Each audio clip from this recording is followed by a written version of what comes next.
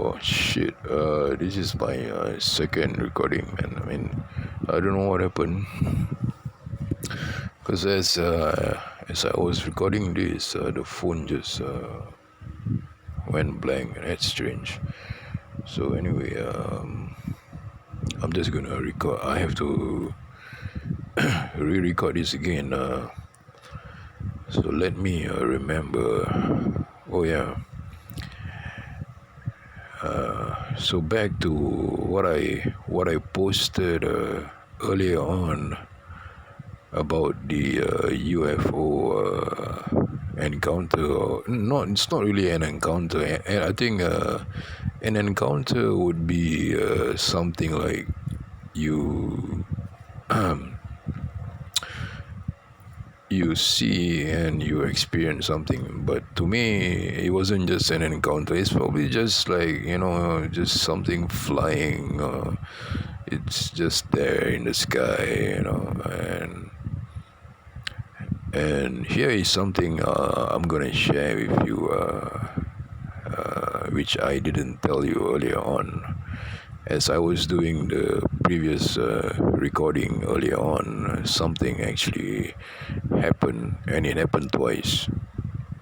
Just as I was about to close my eyes, and I was just about to fall asleep, and I saw that thing again, because my eyes were both shut, and okay, let me recap and listen to this again. So back when I was doing the previous recording, right? So that was just a thorough explanation, or just a brief. It's like a brief explanation or experience that I felt at that moment when I saw the UFO, whatever. But as I was telling that story, my eyes were closed, and so I turned on the Google Map and everything, right? If you follow back, if you watch back the video that I posted earlier on, there was some maps, there was the location of where I saw the UFO and everything. And so as I was speaking, my eyes my eyes were closed at that time, and I was explaining about the location, the hotel where I was in, and everything. Right, my eyes were closed, and I was describing to you guys. Oh, yeah, I just saw it again. My eyes was closed, and I saw this spark. It's like a needle, or it's like when you close your eyes, there's this like small little spark, just like it just twinkle, man, just like just like a needle, man, and just like pierce through the dark, when your eyes are closed, and you could see that spark, just for 1 second. So it happened twice. Just now in my previous recording, I saw it. So I was done with the recording, right? So I decided I was gonna go to sleep, that's all. Because I have a jam session later on at 6 p.m. and now it's about 5 a.m., which is fair enough. I could get like 8 hours of sleep, wake up at 2 p.m. Fine with me. So I was lying down on my bed, like right now. I'm like flat on my mattress, and I was just like about to hit the delta state of mind.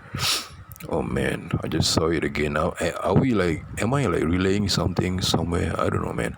Okay, anyway, so just as I was about to sleep, right, a few minutes ago, right, because I I was happy that I could like tell the story of my experience, and yeah, I saw that spark. I saw that spark just as I was about to enter the delta state of mind, because from what I know, in sleeping, the mind has four states of mind: the alpha, the beta, the theta, and the delta. The theta is when your mind is dreaming awake. The theta, I think the theta could exist between the alpha and the beta. The alpha, I think, is when you are fully awake. I think the beta is when you are like not fully awake. The theta is when you are awake but you are in between waking and sleeping, or when you are sleeping before you gotta hit the deep sleep mode, you are in the theta state of mind. So the theta is like you are trying to calm yourself down. You're trying to calm yourself down, and that is when your mind is like settling in all the information or whatever, and it's just like, okay, just go to sleep. And then as soon as you hit the delta state of mind, and that is when you hit into a deep sleep, and that is when some people might dream or might not even dream at all. It depends on your experiences in your moments of reality when you are awake. It depends on that, I think. This is my take on that. So just as I was about to hit that delta mode, the spark hit me right in my right eye, man. And this is not the first time I'm getting this experience. Years ago, not really years ago, I think about last year, or just maybe like some nights, man. Some nights when I would see this like spark. Sometimes my eyes could be open, sometimes my eyes could be closed, but this usually happens at night. Not during the day. During the day, I'm like either working, busy, or that kind of stuff. Doesn't hit me. When I got no time to reflect on things that I doubt, or when I try to figure things out, that thing won't come. So I the only time when I'm free is usually the night time. And that is when I'm active on before I sleep. I would just go on Facebook. I would post funny stuff, make my friends laugh. It's like show them funny videos. Funny TikToks, scary videos, and I know what they're feeling. And I know what they're gonna feel, right? And I'm happy with that because I know that I entertain them. I've sent off like good vibes to my friends. So I feel happy, they feel happy. So there were times when I go to sleep and I would dream that I would be sitting in front of my computer. In my dream, I would see myself sitting in front of the computer, or I would just see the computer screen in front of my eyes in my dream, and I would see my friends. I could see them. They are typing this and that and this and that. But it's usually funny stuff. So I would be laughing in my dream, or maybe heckling in my dream, that kind of thing. And then the next thing, when I wake up, coffee, cigarettes, that kind of thing, So I turn on my computer, turn on my handphone, just check in my Facebook, and what I dreamt of, seeing them typing this, and I know what they were typing, this, so and so, this is. It manifested, in reality, it happened, what I dreamt of, it happened, and that is when I get that little spark, which is usually at night, when I try to figure that things out, or I don't know whether it's a psychic uh, connection that I almost establish or almost figure out. I don't know, like if you're familiar with bands like Hawkwind, talking about psychic powers and everything, So I don't know if the that little spark that you would see in the dark, is a connection to a network of minds where we we as human beings, we know what not to say, what to say, to make someone happy or make someone angry, we could toy with emotions, that kind of thing, So I don't know if that spark was is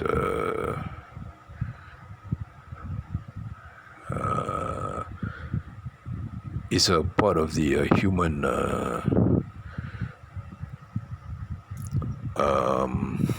mechanism, or is that a higher source of I don't know what that is, man, Yeah, I mean, like, yeah, I saw it, man, just now, you know and how am I gonna Google this out, man, or maybe like what am I gonna type, on the Google, light, what does it mean, man, so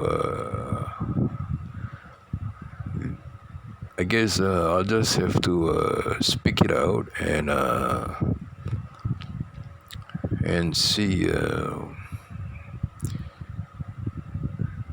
where it goes from here, I guess,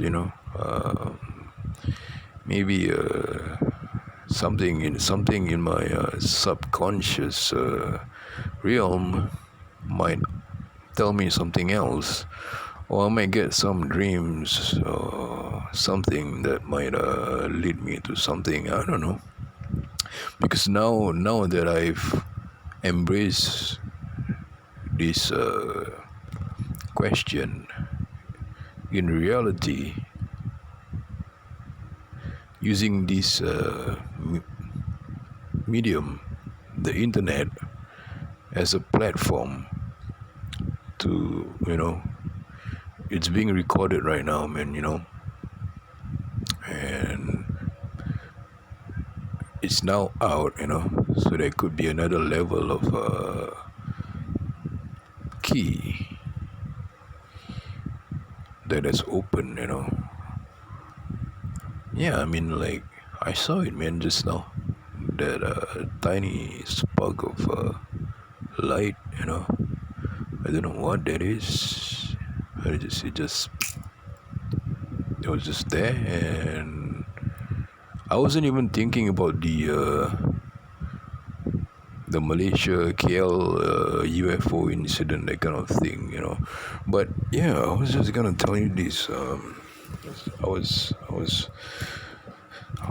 saying this earlier before the phone just, I don't know, just died off suddenly.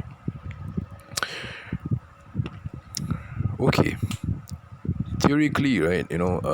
I've seen a few podcasts especially by Sean Ryan. He's this guy from America, from USA, and he interviews ex military guys, who has claimed that they have experienced all these strange phenomenons which no one believes them, but they have witnesses, or maybe they were told not to disclose that information at that time until they are given a clearance to, okay, you can now disclose this. You can now like they were given like a time frame, if you release that information within that time frame, they could be dead, or they could be facing a serious military offense. So what this podcast that I saw by Sean Ryan, he was interviewing all these ex-military guys, Team 6 Delta, Marine Corps, all those guys. So there was one podcast that I saw. He was interviewing this Marine guy. So in that interview, in that podcast, right, this Marine guy was doing supply. He was doing recon and supplies in Indonesia, man. You gotta check that out, man. You gotta go. It's on YouTube. You can type Sean, as in SHUN or SHWN, Ryan, RYAN, Sean Ryan podcast, UFO, human trafficking, whatever, That was his podcast, and so this Marine guy was saying, he testified that he saw a flying object, and I mean his whole company, there was assigned to patrol in a specific region in Indonesia, some remote jungle area, unknown. He couldn't reveal the location, but in Indonesia is a very mystical place, man. Let me tell you something about Indonesia, man. Which UFOs, these kind of things maybe have been seen, or maybe even pilots have been warned not to fly along a certain section. If like they are flying in Indonesia, right, they have been like thought, it's in their protocol to avoid this section of flight, like don't fly in that zone, and yes, it actually happened back in 1993, 1991.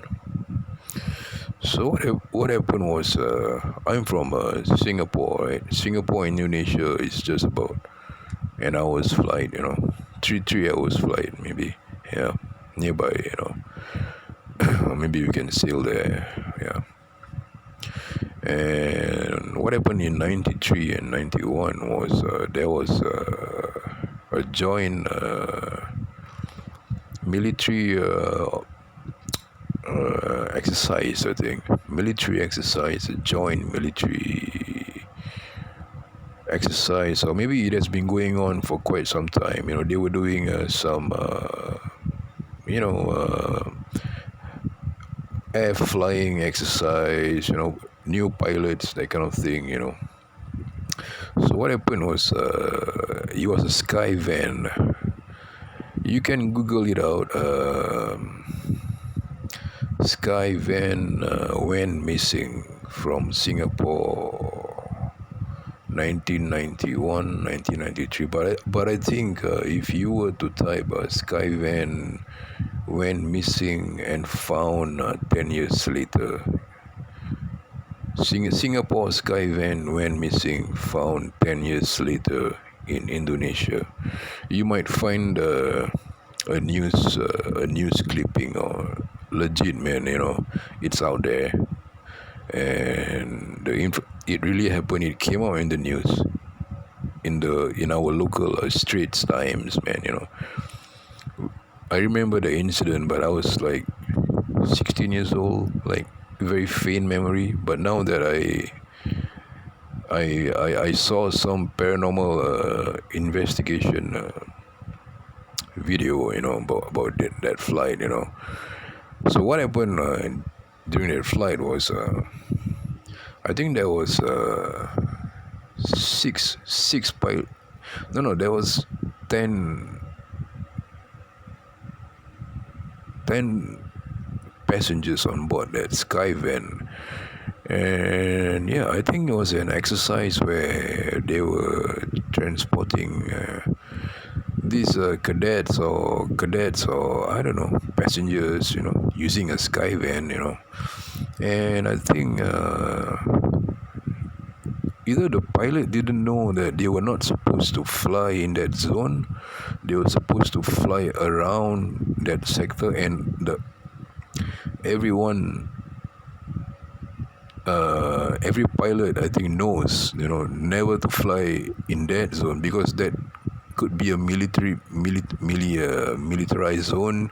They just believe that they could be shot down, or it's just like a border kind of thing.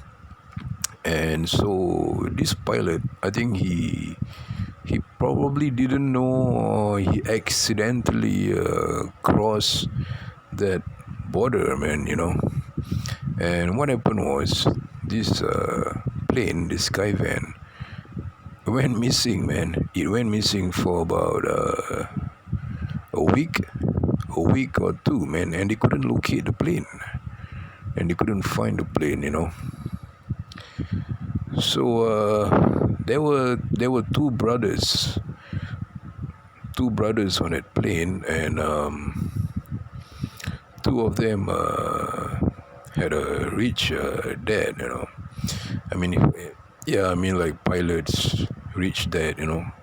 That's common. So the dad was he's very sad and very anxious. So he was certain that there is something spiritual, or something like paranormal. You're talking about Indonesia here, man. Certain regions, and that plane actually crossed a certain zone where planes are not supposed to cross. So the dad actually offered, like, I think about $1.5 million if anyone out there, who have the skill and ability to locate this plane. So what happened was, I stumbled on this information like about a few months back. I was like, going through all this paranormal stuff in the southeast region, the Malaysian, Indonesian region. I was studying the Islamic paranormal side of things. I was trying to like figure things out. So I stumbled on this video of this Malaysian paranormal investigator, and he was interviewing this guy from Singapore who was hired by the missing pilot, the two brothers. His dad hired this Malay guy, this Muslim Malay guy, and one Canadian Native American, sort of like a chief. He's an expert in like nature and everything. One Canadian Native American, and one professor from one science professor from forgot, I think from USA or somewhere, man. The three, just the three of them, man. And so this Malay guy, this Muslim Malay guy, has like this spiritual ties with sort of like a master, or sort of like a spiritual healer, from Malaysia. And he could like exorcise demons. He studies demonologies. He studies that sort of things, jinns. He could fight jinns, and he could find missing things, and his master was in Malaysia. So before they took off for this rescue mission, right? They all meet up in Malaysia to meet the master, and so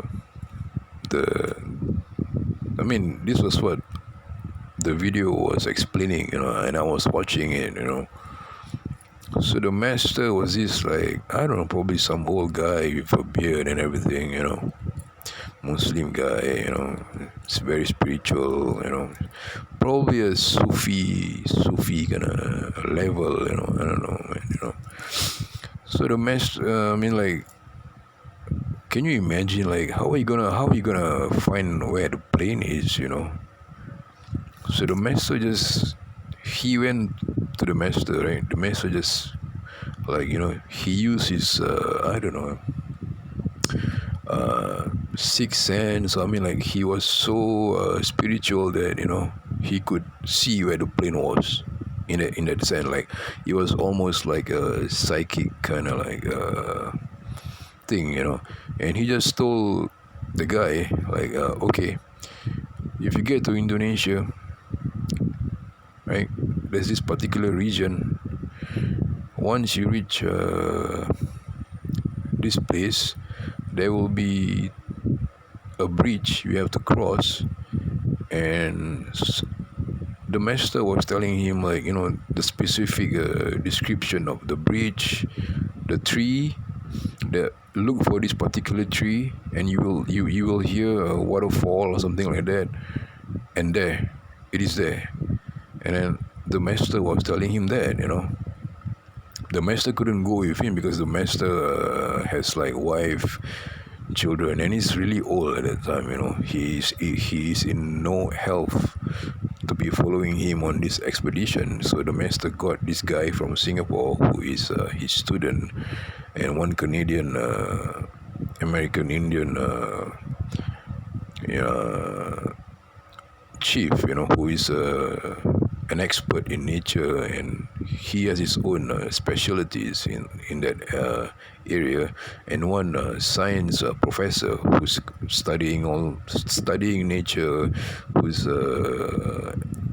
an expert in nature and everything, and all this stuff, using technological stuff. So these three guys were hired by the dad to find the plane. So what happened was they managed to locate the plane. This is real, man. It came out in the news. I'm not kidding you.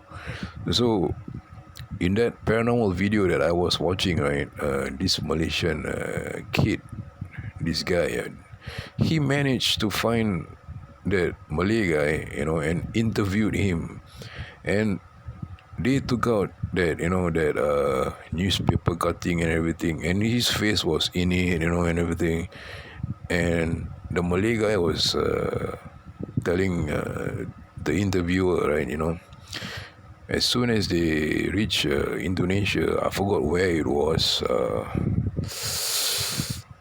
There was like a description of the places and everything, and then right, so they went into the jungle and they hired a driver or something like that. So the guy was listening to his master's instruction and everything, and he was using just his own instincts, man. I think if you get to that level, when you trust your instincts, this is like top level kind of stuff. You know what I mean? Like, when these people are being hired, man. To for psychic kind of stuff. You know what I mean? So that guy was using his own instincts, to locate the plane. And so he was using his master's guide, to look for that tree. I forgot the name of that tree, but I could always find that video back. You just type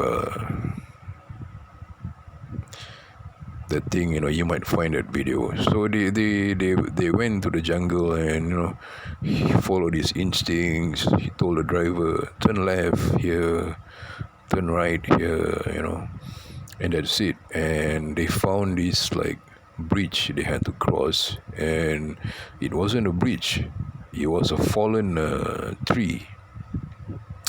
It was like a fallen tree that it was very challenging to cross. It was very dangerous to cross. It's kind of like an Indiana Jones kind of thing. This is what I was watching in that paranormal investigation video. I mean, the man was saying. So they were there, like the three of them. So they had to cross that the bridge, right? So when they were crossing the bridge, the weather started to change and everything. So some paranormal stuff started happening. And the driver of the van just like suddenly ran off and hide in the van. And the three of them, like, was wondering what happened to the driver. Is he okay? So the three of them came back to the van and asked the driver. The driver was scared as hell, and he said that he saw like a tiger, this like white tiger, but it's not there. It's in his imagination, man. It's paranormal, man. It's in imagination.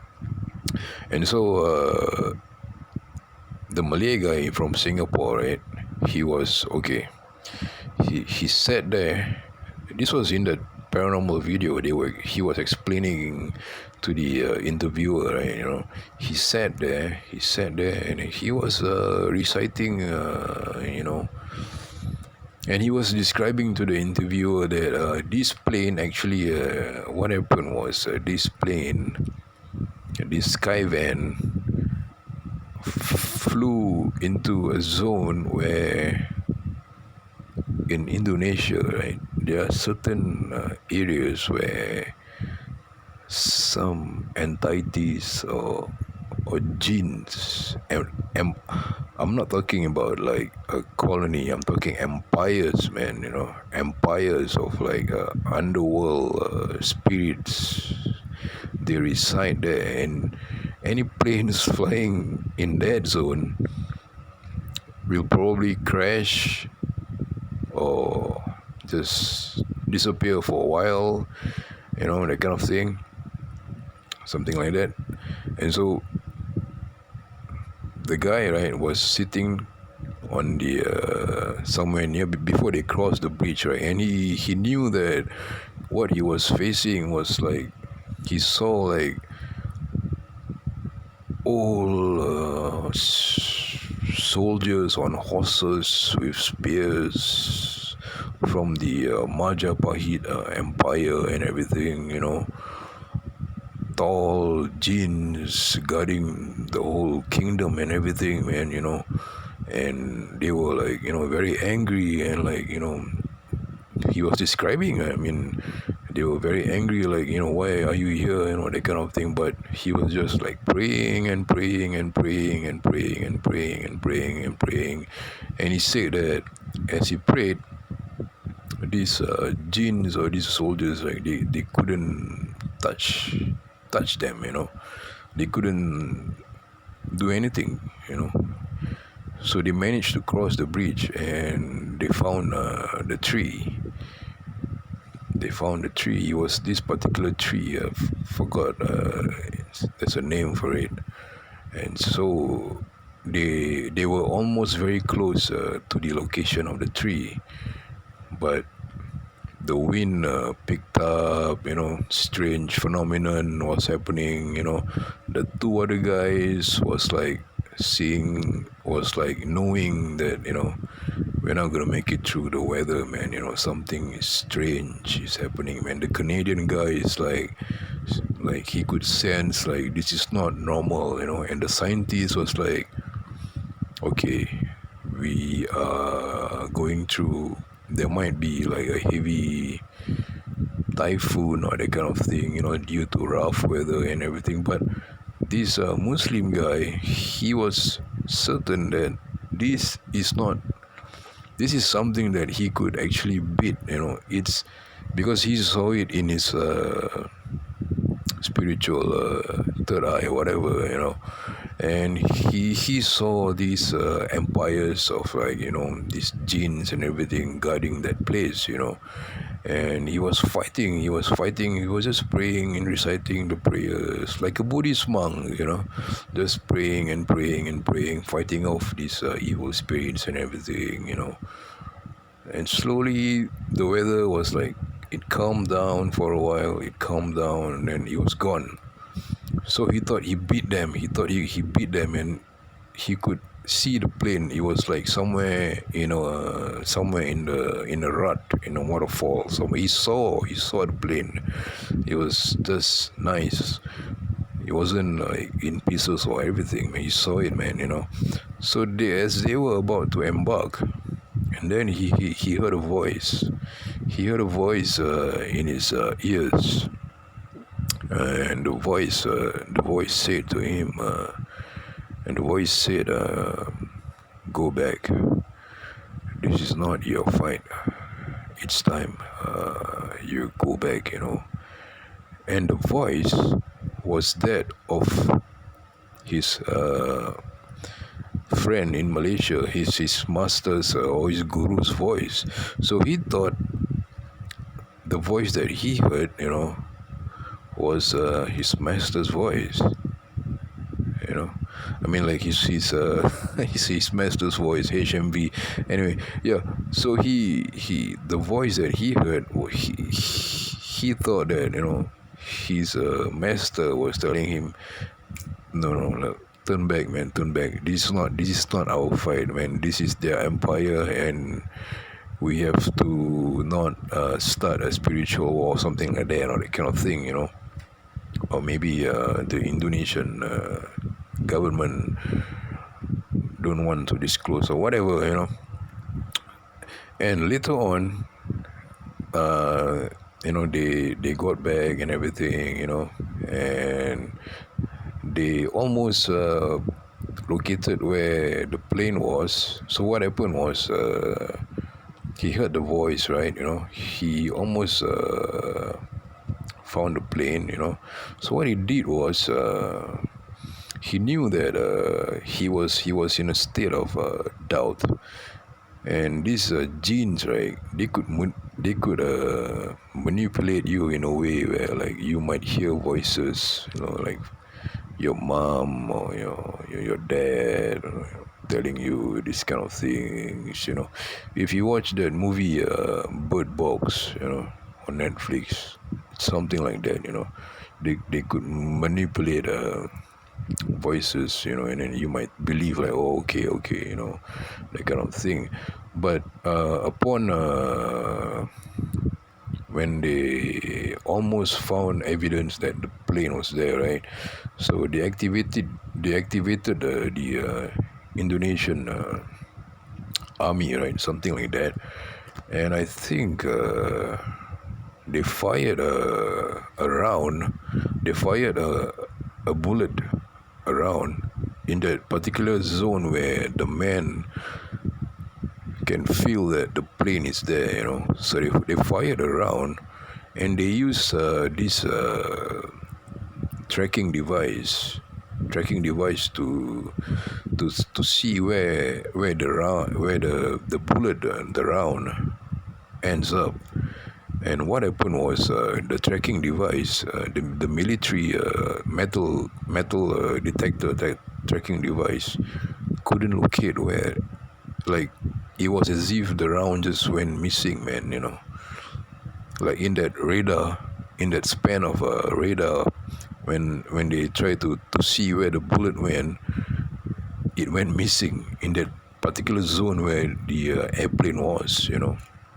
And so everyone was like, "Ooh, this is not normal. This is above normal. This is paranormal. Period, man. You fire a bullet, and then if the tracker couldn't locate it, that's it. Something is not right. And even technology couldn't figure that out. And that was when he heard the voice, and he thought it was his master's voice.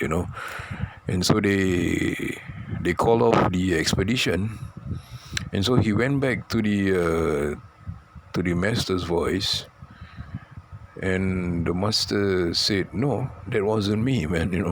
What you heard was those things over there manipulating you. It wasn't him. He was what happened to the master was his daughter fell sick or something like that and passed away. One of his daughter or a grandchild or something like that passed away. I mean, this is like a real interview, man, by this guy who did the rescue mission for the missing Skyvan, man, in Indonesia. So that's the story, man. Like, as I was recording earlier on about the UFO thing that I saw, in Malaysia, right, there are places like that. There are like places guarded by this kind of beings, like places like in England, or is it in Wales? This Stonehenge thing, like the pyramids, those kind of things, man. Like in Malaysia, there are places like this, and I don't know if the UFO or the UAP that I saw are there for certain reasons. Or I think if any country are rich enough to invest in nuclear energy, to invest in billions of dollars to have this technology. Yeah, it could just be a surveillance, military surveillance device for protection, man. Because I was there on like the first few weeks of July. Yeah, I mean, like, what's happening at that time around the world, as you can know right now, it's not nice, man. The tension going on, Russia, Ukraine, China seas, the Korea, and everything. So everyone is on like high alert and everything, and So I'm not surprised if countries like America, Canada, some people might have seen like all these flying objects. I mean, benefit of a doubt, man. They could be okay, extraterrestrial, probably, but on the other hand, they could just be a military device that the country is willing to spend on. Rich countries, man. Like I'm talking about billions, and you need to have like nuclear reactors. The, I'm talking about CERN. In Poland, who invests in nuclear energy. That kind of shit. Chernobyl, that kind of stuff. So yeah, I don't know, man. But the spark that I saw, I don't know what was that, man. Is that some spiritual realm, angels, demons, or what was that? I don't know. Or maybe did I hit a spot somewhere? I don't know. Or was I supposed to withhold this secret that I saw? Maybe he was trusting me. Can this guy keep a secret? Will he let this secret out? Which is why I, upon returning from KL, right? I just told a few people about this, but no one seems interested, or. But what I forgot to ask was the old guy playing the drums. I totally forgot to ask about him about what I saw. And I think I might want to meet those guys again, man. Yeah, that would make sense, isn't it?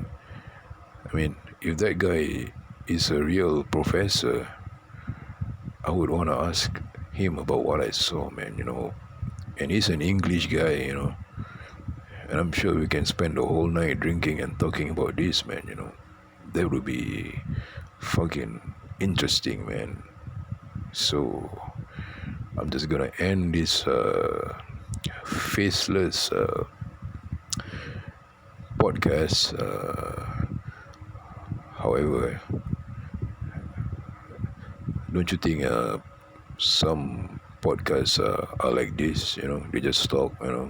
No cameras on, like back in the 90s or the mid 2000s. So I'm kind of like doing it the old school way. I'm trying to practice my speech as well. Because I don't speak that often in my room. I don't speak on the phone that much as well. Every time it's on WhatsApp or it's on Telegram, and it's just a fast, brief sentence, and that's it. I don't usually use my voice as a means of communication, to tell a story or to explain something of what I saw, what I see, or what I've experienced. So I'm just learning something and trying something, and so I think I have a plan here. Maybe I could ask that old guy, that drummer, with that song "Nuclear Device." Which is strange. When him in Malaysia, right? Prime Minister Mahathir, he would use a certain accent, to I don't know if he does it purposely, but I think it's natural, man. The way he speaks, he has that Indian accent to it, device. He would say device, or the way he speaks. The Malaysians, they know it, man. And these guys, they know it, and they make fun of it. It's funny, man. It's just like like Donald Trump, all this thing going on, and people like make fun of his speech and everything, nothing major, man, nothing serious, man. It's just this kind of stuff, So I want to ask the professor, man. So Ben or Azmil, I know you're on my subscription. I know I'm subscribed to you, and I don't know if you're subscribed to me. But I think I think you can see my posts. If you are reading, if you are seeing this post, I think I wanna see you again, man, in KL, and I think I wanna meet that what's his name, Mr. James, is it? That drummer? Yeah, I wanna meet him, and I wanna talk to him about what I saw, man. I was at you were the one who organized that gig, man, brought me there to play with these guys, and I saw the freaking thing from the sky, man, in that area that I posted earlier on in that map. What the hell is that, man? Is that supposed to be like a protected area for a certain species of animals or what, or a certain plant or a certain cemetery over there, or I don't know what, man, or is it like, just there to monitor surveillance? Was it doing some surveillance, security surveillance, aviation intelligence or what?